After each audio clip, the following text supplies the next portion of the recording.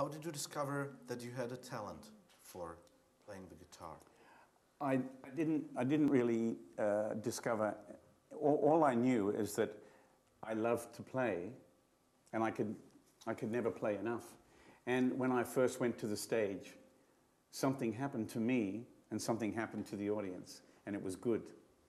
It was something special, and so it's always like that. That's why I play so much, is because I enjoy to make people feel good and to take them away from... What is it like? What is the feel? Well, I think because I like to entertain people, it's part of my gift, whatever that is, that I like to give people a good time, and I like to surprise them. I like to see the look on their face, that I can see that they are not thinking about their problems. They are now in this moment, you know. That's why it's important that I play in the moment and I live in the moment.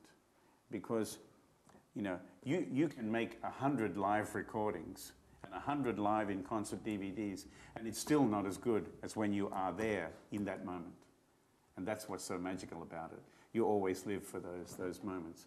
And, you know, when I go to the stage, I have nothing prepared. I don't work to a set list. I don't want to be tied down to a list. Before I walk on the stage, I think, what will I start with? What is my first song? How will I start tonight, you know? And I have a pretty big repertoire of songs. And so I can choose what I want to start. Do I want to start with something strong and up?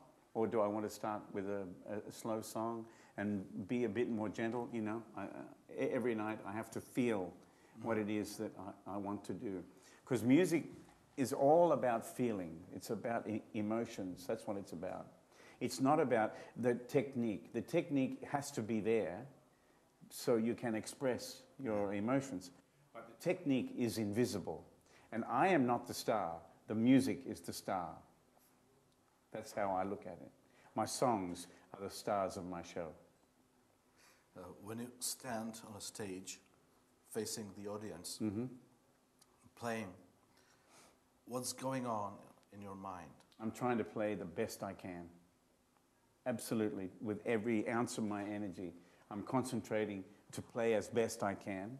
And at the same time, I'm looking at you and I'm feeling what's going on in the room. And sometimes I close my eyes and I can feel people over here, and I can feel people over there, and people way back there, you know, and I can feel it. And I try to imagine in my mind that I'm filling up the air with all this music, and that there's love in there, and that it's getting in people, getting in their skin and in their eyes and in their ears, you know. It's like a different dimension. Yes. Yeah, and I just use my mind to go to this place, you know. But I'm always trying to play my best. That's my #1 priority. If I play my best, then I know everybody will be happy, including me, you know. And when I don't reach the level that I believe I can, I'm very mad with myself, you know. I lost concentration. I always make a mistake if I lose concentration. If I allow my mind to wander, every time I make a mistake. And do you think people recognize that when you make mistakes? Probably, yeah. But some people say to me, why don't you make mistakes? And I say, I made many mistakes. I'm just very good at covering them up. You also write tunes, compositions, songs. Yes. Do the melodies come to you easy? No. No. Well, some do, some don't. Every song is different. Every song that I write has a story. That's why when people say they're just tunes, but there is an emotion and a story behind every song. So it's much more than just a melody. It's telling a story. In fact, somebody asked me in an interview one day, what is it that you do?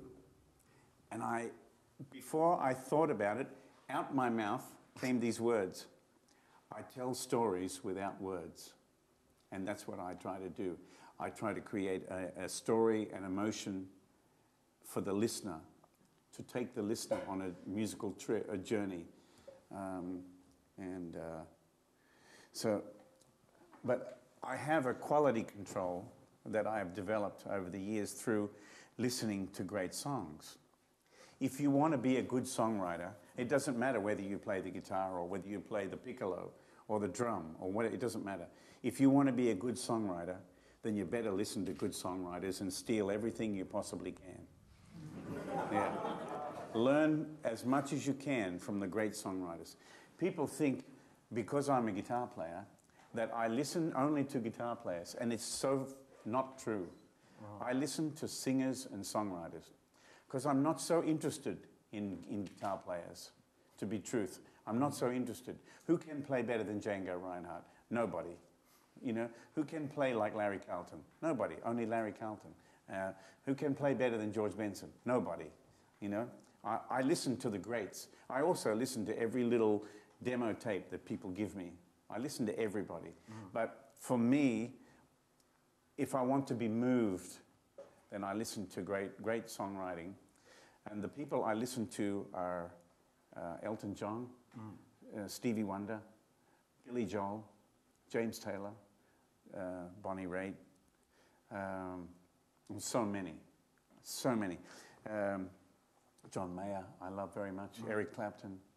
Or, you know, I'm interested to learn from somebody who inspires the whole world.